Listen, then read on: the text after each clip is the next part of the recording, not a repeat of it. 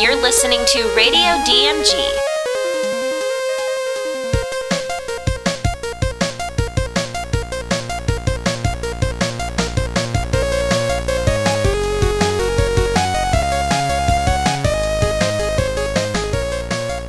Welcome back to Radio DMG, or rather Area DMG, with Radio DMG Versus. I am your host, the Dr. Philip Wesley, the Mile High Mouth, the mouth of the Midwest, with a doctorate in reality and a master's in context. So, here's what's going down in this episode of Radio DMG Versus. We are changing the format once again. This time I'm just going to do one interview. And in the background, you'll note all sorts of game footage. We're going to record game footage, and if we don't decide to use it for anything, we'll use it for this stuff. So, this is some footage of Snake Pass for the Nintendo Switch. Nintendo Switch. It's a weird physics-y game where it's kind of like Banjo-Kazooie, but you can't jump. And kind of like a cross between Banjo-Kazooie and Octodad, but with slightly better physics and some weirdness to it, but it's all good. It's all good. Anyways, this is an interview from Colorado Anime Fest 2017, and we wanted to make sure we got this one up this week because, well, there's an interesting announcement in it. So feel free to check this out. Check out the game footage and listen to the interview in the meantime. See how that works? It's subliminal in a way. You're listening, learning, enjoying, and watching a pretty great game on the Switch that more people should pick up. But yeah, hope you enjoy this, and I'll see you at the other end of this interview. And until that happens, cue the music.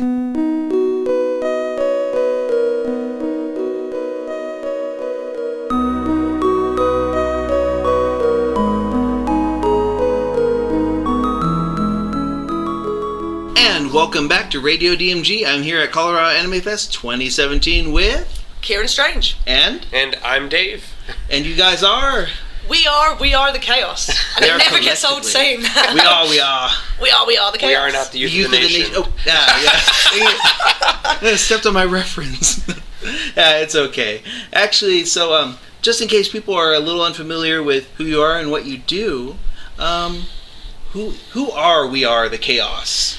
And what do they do? I'm Kieran Strange. I've been doing music in the geek community for a couple of years now. Been doing music in general in the music industry for maybe 7-8 years. And I've been super lucky to meet this guy who somehow reads my mind every time we're writing music together. So we're sort of just two geek artists who didn't really know what we were doing with our lives. We didn't really know what we wanted to do with our music, and then we kind of bumped into each other and realized we had sort of the same goals and the same aspirations and the same messages, and ironically a lot of the same influences. So we were pretty lucky to just sort of get together, and we're planning on releasing a slew of new music in 2017. It's been way too long since I've released some music.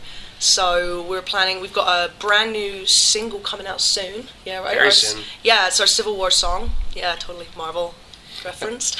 That song's called Legacy. We're super stoked for that, but we're planning a concept EP right now, or at least a double EP. We've got a lot of inspiration hitting us from all angles, emotionally, artistically, politically, so we're just stoked to sit down and write and release music this year. Play some cool shows at cons. Mm-hmm.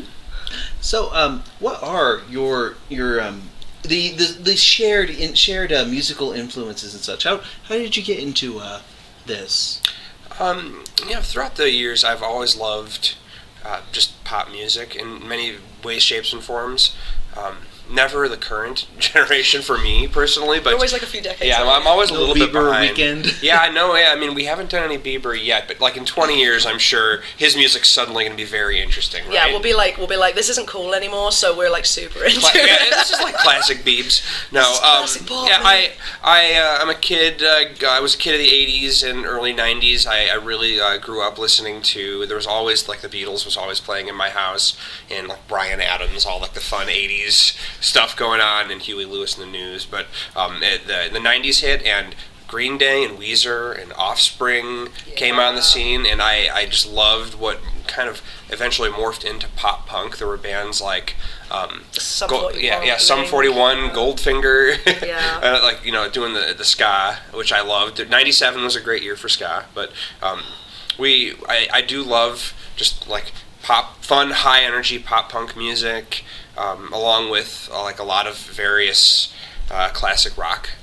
So I like music all over the place, and I did study music for several years and got to be around really talented people who could just, they could fake it and make it look pretty convincing, which is sort of what I got a knack for. I was in a band that did video game music covers, and that was a lot of fun because growing up, I was a big gamer, and if you think about the original Nintendo, those songs loop every 45 seconds. Yeah, if you're lucky. Choruses and stuff. Yeah, so I learned some chord progressions. I learned how to pick out melodies. A lot of the game music isn't composed in a way that's like traditional, standard American pop music, but some of it's right in there. Yeah, if you're a fan of like video game music, you probably notice like there's so many like influences from music, like especially like I'm a big fan of the Final Fantasy VII soundtrack, the Sonic the Hedgehog soundtracks, the Mario soundtracks, the Legend of Zelda soundtracks. Incredible stuff. Yasunori Mitsuda or David Weiss is amazing. David Weiss of Donkey Kong Country fame. And he's got like a new game coming out, like Snake Pass, where he did all the stuff. It's for the that's Switch. so cool. Yeah. You play a snake and just slither around stuff. It's kind of like a Banjo-Kazooie thing, but you can't jump. So it's kind of almost like on our phones. You remember when you used to play Snake? Yeah, like on Nokia. David Weiss is great. I love the atmospheric stuff he did on Donkey Kong Country. That was it blew my mind. Just like you could tell that those composers had a vision, and even hearing stuff on original Nintendo like Contra, like please try even in MIDI form, like find a way to argue with me that wasn't like hard rock. I've been with like the chiptune scene. Actually, Radio DMG started as just a chiptune channel on like I think Live Shoe or something. We did 24/7 just stuff I taped off my Game Boy, and then like stuff from like 69, 55, and who became Disaster Piece and all these people. From, like, nice Disaster Piece, incredible soundtrack to the film It Follows. One of my favorite things. So yeah, we both like weird movies like that too. That one's great, actually. Yeah, pretty interesting cautionary tale. Yes, correct. Love Have you seen Lights Out yet? Isn't that one of those you've been asked? Lights Out? No, I didn't see it. Oh no, you'd like that one. Okay. There's some spots there where like it just upends all these tropes, and you're like, this is what I want to see in this. Nice. But yeah, what was the name of the video game band you were with? It was called the Spoony Bards. I think I've heard of them, actually. Yeah, they haven't existed since 2011. They changed and became a band called Arc Impulse, which continued to do video game music, but in a little bit more of a refined way. The Spoony Bards was kind of a loose thing that we played in hallways, and Arc Impulse does instrumental concerts, and they've changed up a lot of the members as well, so it's not the same band. Well, ironically, didn't you just bump into like the guitarist or the violin player, yeah. And like here at the con. He's here. It was fun, and we got to catch up. That's cool. I've also been in a band that played Doctor Who themed music. We were called Time Crash. There's a custom built guitar disc that my friend made, and that was a lot of fun.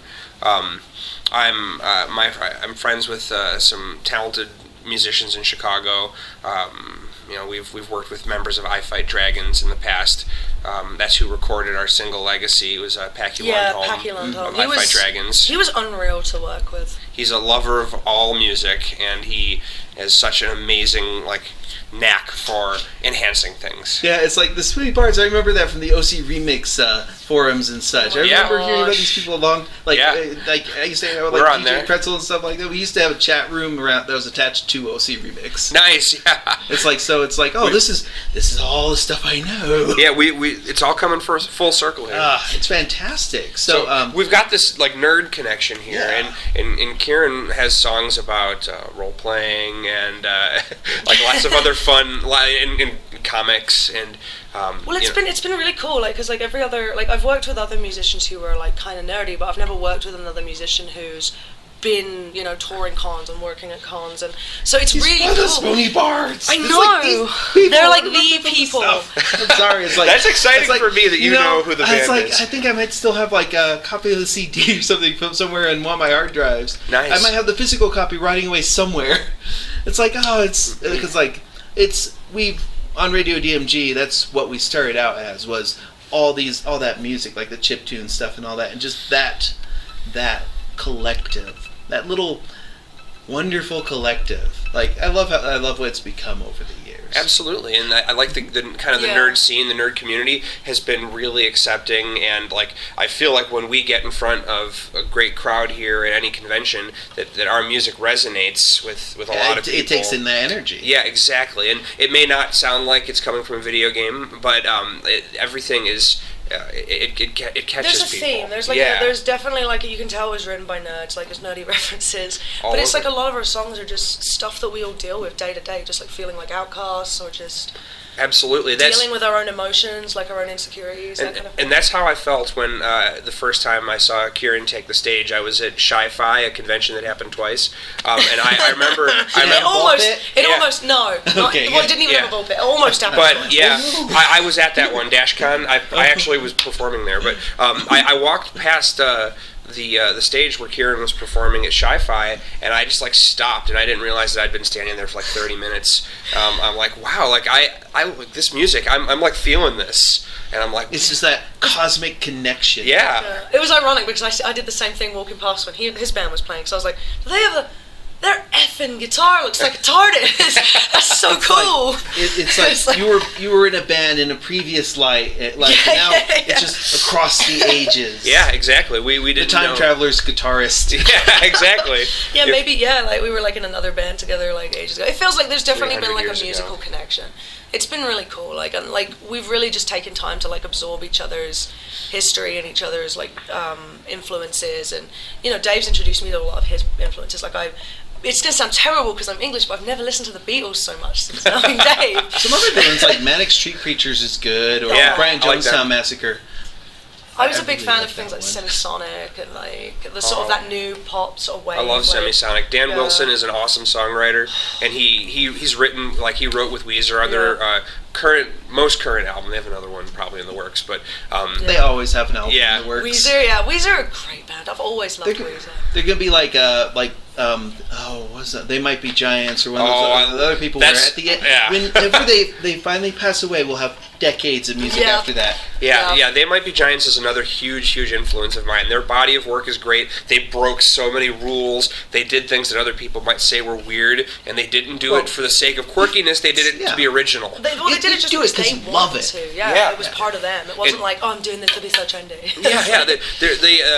I know that they don't like being pigeonholed as like a quirky, like geek artist, but they're just original artists, and I love the things they're doing because no one else has done or is doing them. And after 30 years of being a band, they're still interesting to me.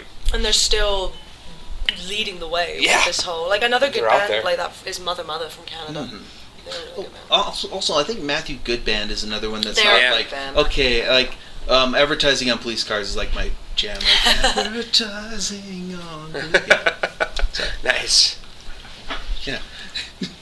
So going back to writing songs and such, how do you guys like finish each other's sentences in the thing or so? How does the collaborative thing work? Yeah, it's funny. Like well, sometimes once we start talking about a song idea, he'll just pick up his guitar and he'll be twanging away, and I'll go, hang on, I've got a lyric that kind of suits that, and because usually I'll write my lyrics just sort of on my phone and I'll have them, and you usually have a bank of like chord progressions in your head. Oh yeah, there's thousands of them in here. Yeah, so you'll throw something and be like, oh, I like this one, like how about this for that, or I'll give him the lyric first and he'll give me a chord progression, and from there we literally just build it. And I've never songwritten like that. Like it's always been, let's write the guitar and then I go away and write the melody. I've never had such a comprehensive... It's more dynamic. Yeah, it's very collaborative. Yeah, I don't feel like it's heavily weighted in either way. Like it just really comes together organically, which is and there's a great. rule like in songwriting that like the lyrics and the melody are the bulk of the songs. If you write the lyrics and the melody, you own the song. When it's like we don't really do that, because I mean, even though I'm writing the lyrics and the melody, it's so inspired by the guitar. We do something called Nashville rules, which means it's just 50-50 down the middle. It doesn't matter who did what,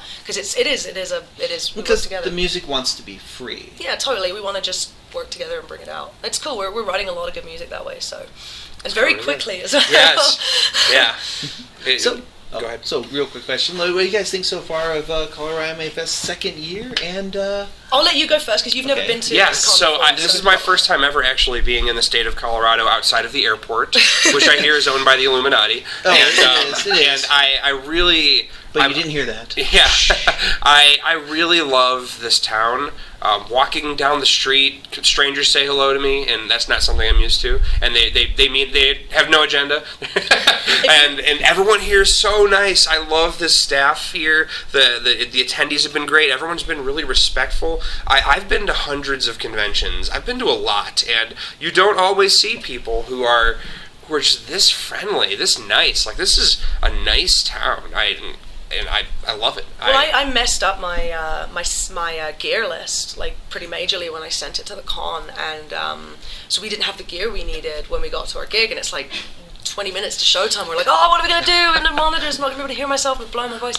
Within like 6 minutes, they had it fixed. Like, it's literally like I've never like. They're so good here. They're just so organized. It's unbelievable. This is a second year con. There's definitely like a family feel to it, and I love that. It's got that organic feel because there's so much of a good collaboration between everybody. Like, again, it's the same like it's the same as the music thing. It's everybody's collaborating, everyone's bringing what they're good at, and I think that's what this con does well is they don't just stick you in a job because they want you there, they stick you in a job because you're good at it. So like the girl running social media knows what the hell she's doing. Like, she's always on there. The girl who's in the press suite, like, they know what they're doing. It's really cool. Like, the people in main events, they know what the hell they're doing, and it's everybody just works. It's like this fluid, awesome thing. It's this wonderful energy trip. Yeah, it's really cool. Like, and the staff, like, I feel like, even though I'm a guest, I feel like the staff are my family. Like, I was hanging out in the staff suite last night, just playing some Smash Brush. Smash Brian, as Apple my iPhone tried to change it to. But yeah, no, it was really cool, just hanging out with everyone. It feels like a family reunion. It's really cool. So, looking forward to next year? Absolutely. Oh, yeah. It's going to only get better, right? Oh, yes. We may have started a new tradition for Colorado Anime Fest here as well. We picked something up for the charity auction because we had a straight choice between renting one and buying one, and it's I'll play a little bit. You can see what you guess what it is. Yeah. Go on, Dave. Okay, let's see.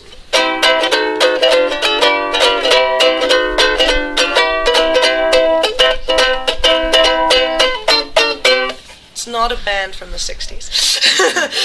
Yeah, we picked up a ukulele and we've got all the guests to sign it. We're really stoked we want to donate it to the charity, and I think that's the other thing I love about this con is like their staff pick the charities. They don't just go, oh, we're going to pick this charity because it's and this year's Urban Peak. And they're a local, like they do, and nowadays they're going to be doing so much good stuff. Like, they help kids, they help them get back on the road, they offer them showers. If they're homeless, or they'll give them showers, give them a place to stay, help them get prepared for job interviews, give them life skills, like just a place to socialize as well. And yeah, because like last year, Colorado was one of the few states to actually have an increase in homelessness, particularly in with unattended young adults. Oh, that's so terrible. Yeah, that was actually where they had the largest uptick of that. There are some people who blame it on recreational marijuana. I don't think that's really it. Yeah, as someone who has lots of friends who smoke recreational marijuana and hold down proper 9-to-5s, I don't think that's the issue. I think that's people on that side trying to push that. I mean, in some cases it might be like, you know, if you smoke bud, you know, be aware it can be mentally. I think it's addictive. just the weather that attracts people here. It's like, oh, Colorado.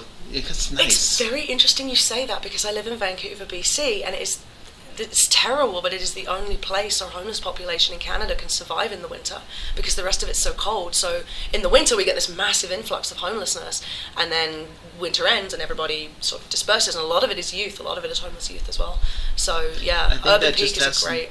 I think that just has to do with like a lot of the youth culture is actually so much different from the from their parents and such, and their parents are a little accepting of that. We're hitting a new generational sort of turn now, kind of like we did in the 60s, I think, 70s. Like, I mean, you know, in the 50s we had the movement for black people, for equality, and then we had gay people, and now we're sort of just, I think the left, we've had enough. Like, we're done hiding, and transgender people, asexual people, Muslims, we're like, look, like, you know, we all have a small minority, like every group, Republicans, Democrats, transgender people, asexual people, Muslims, Christians, we all have a small sect that are batshit crazy. Like, we all do, and they ruin it for all of us, because the majority of us are pretty sane people. Like, you know, like, we can get on, we can understand each other's differences. Like, tons of friends who are Republican, and it doesn't bother me. But it's like, then there's that extremist factor. And I think maybe a lot of the homelessness we're seeing might come down to, the extremist factor of like, well, if you're gay, I don't want you in my house, or, well, if you can't accept me for who I am, I'm leaving. And it's a weird two-way street on that one. And everyone's situation is different. So different. And you got to remember the way people have, like, that's, and especially, you know, like, I'm going to bring it up, especially in the Trump era, like, as a liberal, I'm trying to remember why, like, and I've traveled the country, and I get it, I get why people are feeling this need to change everything, like, to drastically change, and it's like, you just try and be non-judgmental, you know, and try and just work through our differences and live in freedom as the country, you know, dictates. And sometimes it's like, so change can be either good or bad depending on how you deal with it personally. Yeah, or depending on what it means for you, yeah. I think there's a glimmer of hope right now that we're entering an era where a lot of people are having conversations that might have been tough. Yeah. And I think that now we have an opportunity to be better people. Yeah. And if we take it, we can take it to the next level. Not everybody's doing that, but there are a lot of conversations happening now that weren't before. A lot of conversations. Yeah, and I see that as a positive, if anything, because I feel like we need to have some positivity in our world right now, because the more you look at the news or the political situations, it's easy for things to derail into a negative era, and I like that we're talking. That's one of the reasons like we really want to release a lot of music this year, is because it's like, no matter what side, quote unquote, you're on, it's going to be a tough year for everybody, and we want to just sort of release some music and help people feel better. Just let's party this year. Let's have a good time and really sort of enjoy ourselves. Speaking of having a good time, is there anything you'd like to go ahead and promote before we go? Well, the new single we're going to be hopefully dropping soon, and I'm sort of tempted to take the opportunity to announce something that I haven't announced yet. And well, we're putting this up this week. She's giving. All right, cool. Let's do it. We're putting it up this week. Okay, this will be up this week. I'm going to do it. I'm releasing a novel. And I'm super excited about it, and I'm hoping to release it in a month. It's getting underway now. It's going to be edited in a couple of weeks, and it's very political, very sci-fi sort of superheroes. So, sort of like is it kind of like The Wind-Up Girl or Handmaid's Tale or any of those? It might eventually go down the route of Handmaid's Tale, but I'm actually interested in, because I've been balancing between being a member of the cause, being transgender, and an ally with my Muslim and POC friends. I'm actually very interested in writing this from the point of view of an ally, somebody who has no idea why they're fighting, but eventually gets pulled into it and realizes that they're fighting for their friends. So. Yeah, for NaNoWriMo, like last year, I tried writing a novel where I didn't actually specify what the actual gender of the main character was. That's amazing. And I got about 3 chapters in, I'm like, wow, this is really tough to do. I didn't finish it. But I was like, it was a sci-fi thing, so I'm like, you just use all these neutral pronouns, or people refer to that person just neutrally. Yeah. And I was like, because I wanted to make sure, like, if I did actually put out actually gave the person a gender, what it would be, I wanted it to be like near the end of that. Yeah. I was trying to do like a short story for it. I got about halfway through it. It's on a hard drive somewhere. You should finish it. I would love to read it. We had an idea for our album actually about doing a genderless main character, just to promote the idea that the character's gender doesn't matter. Like, they're going to be the main character. I love narrative music. Right? That's fantastic. Like Yoshimi battles the Pink Robots from Flaming Lips. Yeah. But before we go, where can people find you? They can find us. We're on Bandcamp, is where all our music is, which is kieranstrange.bandcamp, and I'm pretty sure the way to spell that will be in the title of this. Yes. You can grab me on Instagram and Twitter and Tumblr at Kieran Strange, and Dave is on Instagram and Twitter at SuperDave, which is SUUUU, 4 U's, PAA, 2 A's, Dave. Oh, you've learned so well. I have to, because I get so lost. Your name is evil. They just need to verify it. Oh, wow, yeah. Get a little verified check. That would take some work, but let's keep going. Thank you for having us. It's been super awesome again to chat to you. Absolutely. This has been Philip Wesley and Kieran Strange. And I'm Dave Kitzberg. And we've been here at Colorado Anime Fest 2017. And until the next episode comes out, you are now caught up.